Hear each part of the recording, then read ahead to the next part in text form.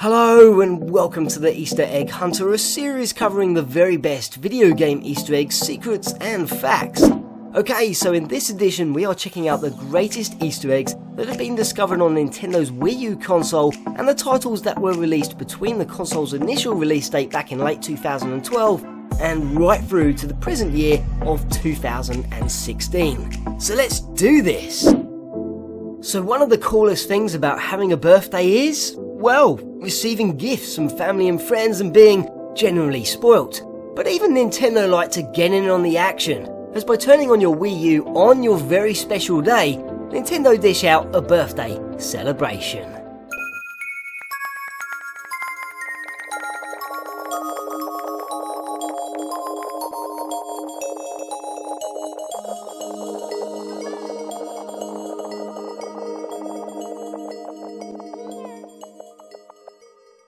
Next up were Nintendo's Panorama view experiences, which were up for grabs during the console's release, bringing us 360-degree guided tours using the Wii U gamepad as a means of exploring London, Kyoto, Rio, plus paragliding adventure from our own homes. But of course, nestled within there are a few secrets to discover, mostly within the double-decker tour in London as a UFO flies over Big Ben, a dinosaur wades in the Thames, and a giant ball rolls across Tower Bridge. And curious, Japanese characters rain down upon leaves within the Kyoto tour.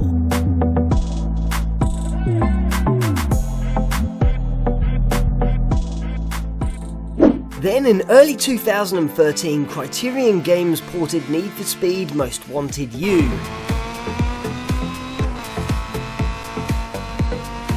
This high-octane, burnout-type experience was actually pretty fun for the Wii U, and Criterion even took the trouble to hide 3 secret warp pipes around the open-world map, all of which sent us into underground car parks decorated with Super Mario and Donkey Kong themes.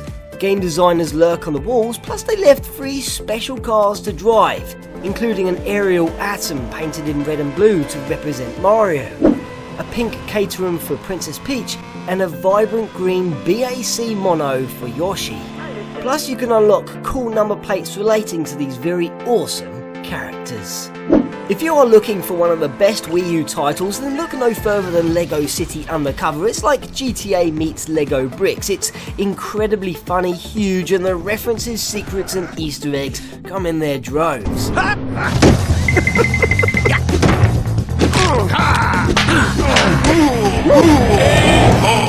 But the Super Mario Easter eggs lurk around each and every corner, from Cheep Cheeps to Piranha Plants, Warp Pipes, Super Mario Stars, Bullet Bills, a Wiggler, and hell, there's even nods to Zelda. Plus you can even wear Super Mario's hat.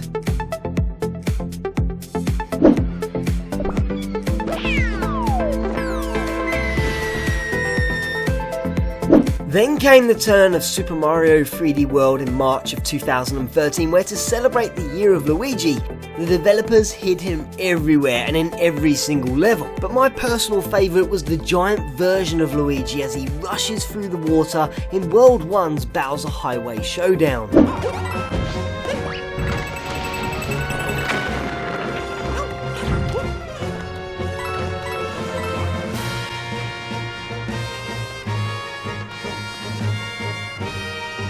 Then later on in the game, amongst World Star of Rainbow Run, you could light 2 torches and be whisked up to a giant platform that uncovered an 8-bit version of Link.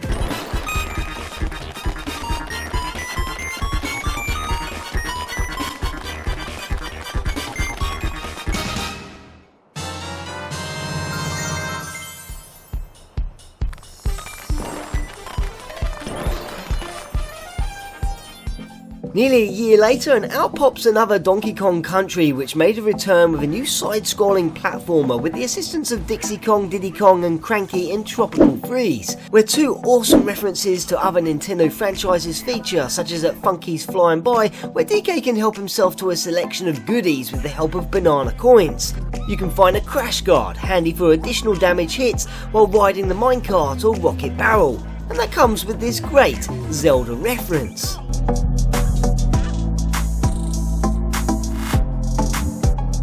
Then in Busted Bayou, a level where Donkey Kong takes on a silhouette form, DK can find Samus Aran's gunship nestled in amongst the tree branches just before picking up the letter K.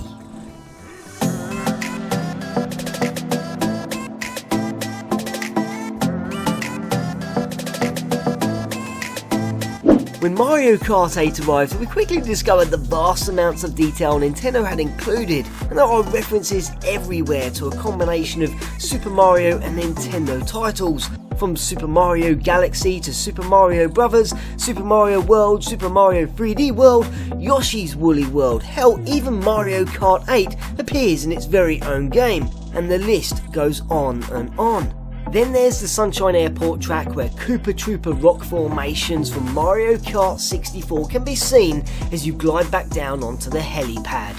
And how could you not forget about the serial number that is plastered everywhere that reads 55402MS, or in other words, 5 plus 5 equals 10 for the month of October, 4 for the 4th, and 02 for 2002, the exact date of Super Mario Sunshine's release date in Europe and Australia. But aside from that, the biggest Easter egg is found in Yoshi's Valley, within the Leaf Cup, where by approaching a Yoshi on the side of the track, and by listening very, very carefully, you can hear the 19-note melody of Tataka's song.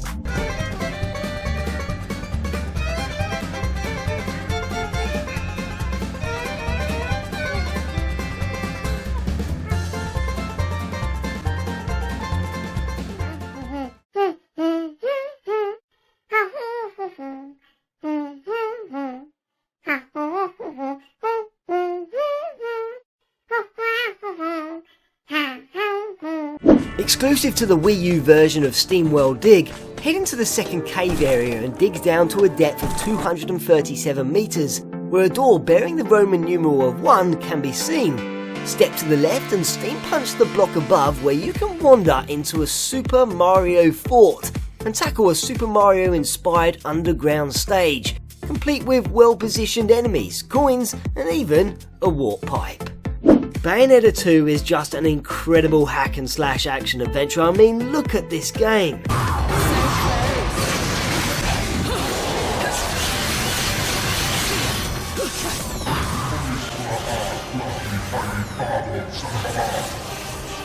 Saying that's just going to make me take him there. It's awesome, and it's jam-packed with endless fighting against an enormous range of angelic and demonic beasts, and there's nothing better than to kick their butts with an inventory of amazing combo skills.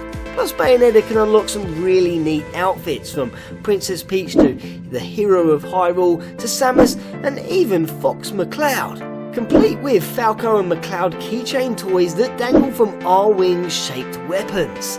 But when applying this outfit to Chapter 16 of Sovereign Power, will allow yourself to command an R-Wing to tackle the deadly forces ahead.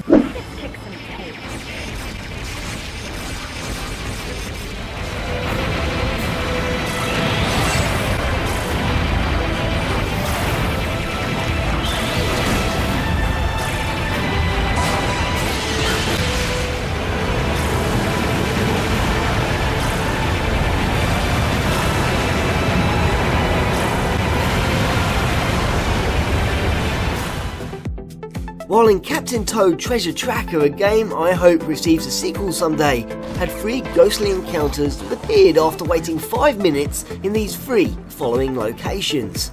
As in Dodgy Doors at Boo Mansion, ghostly handprints appeared on the wall around the back of the house.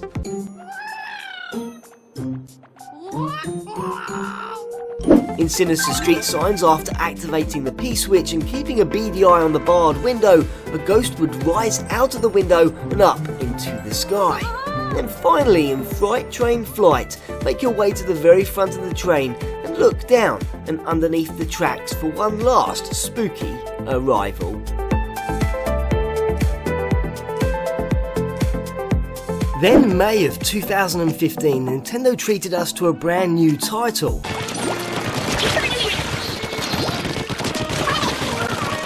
Yeah, Splatoon, which had a few neat references and secrets. as by wandering up to the news reporters' studios where Callie and Marie sit, you should zoom in for a closer look where they'll stop chatting and wave at you.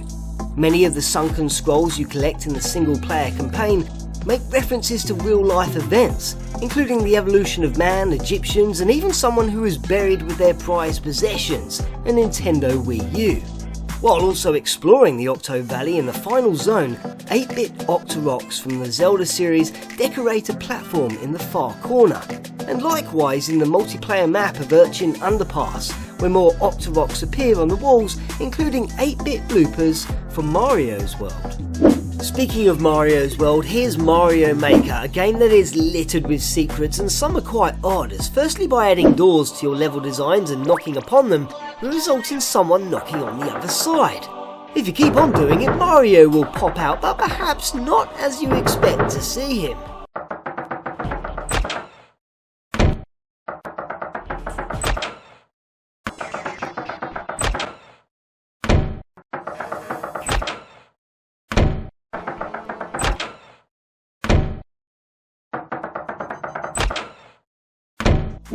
At the intro screen, not only can you play the level upon it, but you can mess about with the actual titles to produce some random effects, which is just like what happened in Mario Paint for the Super Nintendo. Super Mario Maker! Yahoo!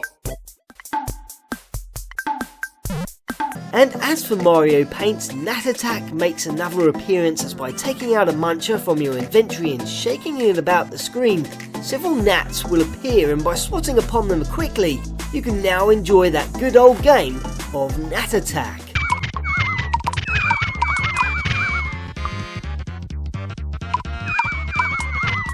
And to finish, here is just one of the odd Mario deaths you can witness when Mario falls to his death.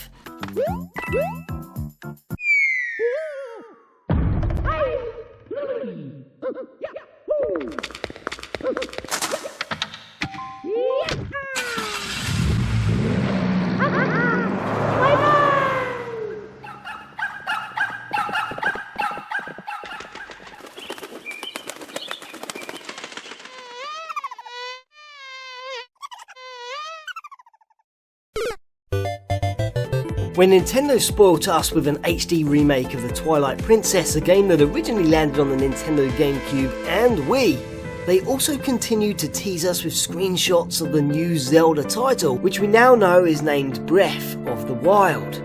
As when visiting Castletown after collecting all 16 tears from Lake Hylia, the light will return to the town, allowing us to approach and enter Chudley's Fine Goods and Fancy Trinkets Emporium, where in the corners of the south and north walls, 2 framed pictures from Breath of the Wild can be seen, plus 2 smaller images rest upon the countertop.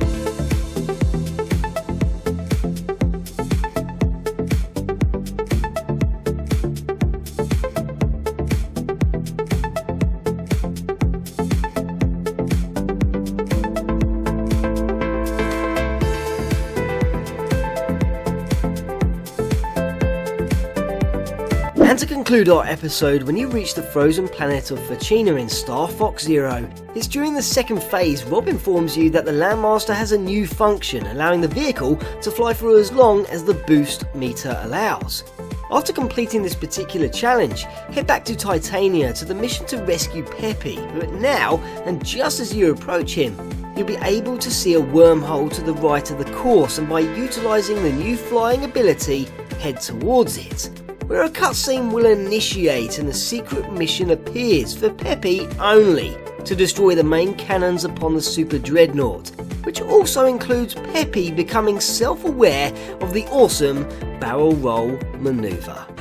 Alright, Peppy, good luck.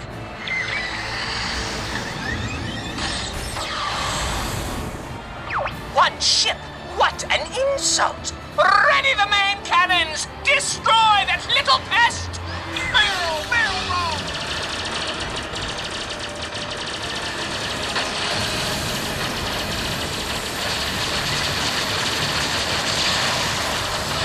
Barrel roll!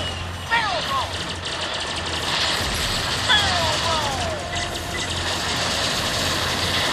Gotcha! Barrel roll!